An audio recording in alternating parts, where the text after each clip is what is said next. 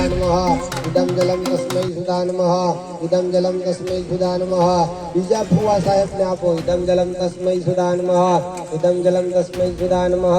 इदं जलम तस्मै सुधा नमः त्रीजा फुवा साहेब હોય તો એમને આપો इदं जलम तस्मै सुधा नमः इदं जलम तस्मै सुधा नमः इदं जलम तस्मै सुधा नमः चार ભાઈઓ હોય અને ફુવા સાહેબ ચારે ચાર વયા ગયા હોય તો એને પણ આપો इदं जलम तस्मै सुधा नमः इदं जलम तस्मै सुधा नमः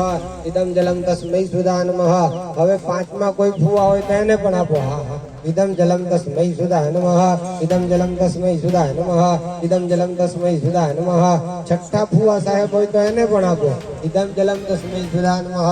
इदं जलम तस्मै सुधा नमः इदं जलम तस्मै सुधा नमः હવે કોઈના બનેવી સાહેબ પૂયા ગયા હોય તો પહેલા બનેવી સાહેબ ને આપો जलम तस्मै सुधा नमः પછી ચોથા કોઈ કાકી બાપુ હોય તો इदं जलम तस्मै सुधा नमः इदं जलम तस्मै सुधा नमः इदं जलम तस्मै सुधा नमः પછી મામી કોઈને વૈદ્ય હોય તો મામીને આપો નંદાય નમઃ પાછું પાણીની અંદર પગે લાગો એની અંદર જમણા હાથનો અંગૂઠો આવી રીતે ગોળ ગોળ ગોળ ગોળ ફેરવો મધ્ય કુર્મા વરાહં ચ નારસિંહં ચ વામનં રામં રામં રામકૃષ્ણં બુદ્ધં કલ્પિં નમામિ કોઈ વાવ વૈદ્ય હોય તો એને આપો इदं जलम तस्मै सुधा नमः इदं जलम तस्मै सुधा नमः इदं जलम तस्मै सुधा नमः इदं जलम तस्मै सुधा नमः कोईनी भाभी वैद्य હોય તો આપો ભાઈ इदं जलम तस्मै सुधा नमः इदं जलम तस्मै सुधा नमः इदं जलम तस्मै सुधा नमः ચાલો ભાઈ ત્રીજી કોઈ ભાભી વૈદ્ય હોય તો એને આપો इदं जलम तस्मै सुधा नमः इदं जलम तस्मै सुधा नमः इदं जलम तस्मै सुधा नमः ચોથી કોઈ ભાભી વૈદ્ય હોય તો એને પણ આપો इदं जलम तस्मै सुधा नमः इदं जलम तस्मै सुधा नमः इदं जलम तस्मै सुधा नमः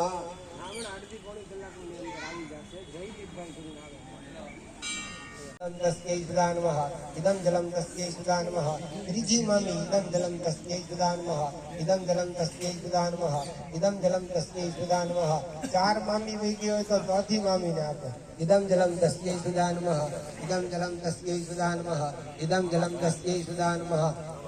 पांच मामी હોય તો પાંચમી મામીને આપો इदं जलम तस्मै सुधा नमः इदं जलम तस्मै सुधा नमः इदं जलम तस्मै सुधा नमः